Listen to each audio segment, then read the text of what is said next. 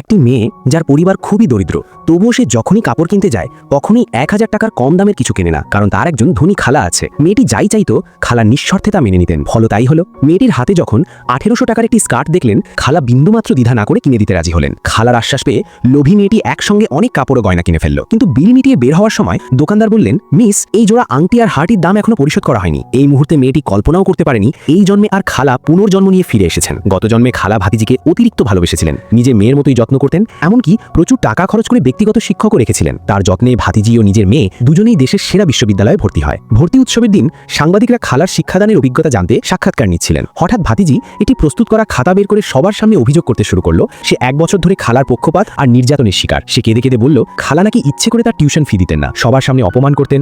এক মুহূর্তে আদর্শ অভিভাবক থেকে খালা পরিণত হলেন নিষ্ঠুর মানুষের প্রতীকে। অসংখ্য গালাগাল আর ধাক্কাধাক্কির মাঝে তিনি মাথায় আঘাত পেয়ে মারা যান। চোখ খুলতেই দেখলেন তিনি পুনর্জন্ম নিয়েছেন সেই দিনে যেদিন চতুর ভাতিজি প্রথম তার বাড়িতে পা রেখেছিল। এই জীবনে তিনি শপথ করলেন আর কখনো অকৃতজ্ঞ মানুষের জন্য নিজের সব উজাড় করবেন না। শীঘ্রই ভাতিজির বাবা বার্তা পাঠালেন, মেয়েটাকে দেখো, আমি নিয়মিত খরচ পাঠাবো। গত জন্মে ভাতিজির আত্মসম্মান রক্ষার জন্য খালা বলেছিলেন তার বাবা প্রতি মাসে মাত্র 200 টাকা পাঠান। কিন্তু এবার যখন ভাতিজি ভাবল খালা বড় অঙ্কের টাকা পেয়েছেন, খালা সরাসরি মোবাইলের লেনদেনের রেকর্ড সামনে ধরলেন। মাত্র 200 টাকা দেখে ভাতিজির মুখের রং পাল্টে গেল। খালা বললেন, এই টাকায় খাবারের খরচও হয় না, এখানে থাকতে হলে নিয়ম মানতে হবে, বাড়িতে যা রান্না হবে সেটাই খেতে হবে, বিশেষ সুবিধে নেই। স্কুল খোলার পর আগের জীবনের দুঃস্বপ্ন আবার ফিরে এলো। টিউশন ফি না দেওয়ায় শিক্ষক খালাকে স্কুলে ডাকলেন। আগেরবার তিনি নিজেই টাকা দিয়ে দায় নিজের কাঁধে নিয়েছিলেন, কিন্তু এবার সবার সামনে বললেন, আমি শুধু খালা, ফি দেওয়া আমার দায়িত্ব নয়। তিনি সরাসরি ভাতিজির বাবাকে ফোন করলেন। লোকটি উল্টো নৈতিক চাপ সৃষ্টি করতে চাইল, কিন্তু তিনি দৃঢ় রইলেন এবং তার দায়িত্বহীনতা প্রকাশ করে দিলেন। শেষ পর্যন্ত শিক্ষকের চাপে বাবা অনিচ্ছায় টাকা পাঠালেন। তারপর মেয়েকে গালাগাল করতে লাগলেন, তুই শুধু টাকা খরচ করিস, ভালো ফল না করলে দেখিস কি করি। খালার নিজের মেয়ে সব জেনে খালাকে সান্ত্বনা দিল,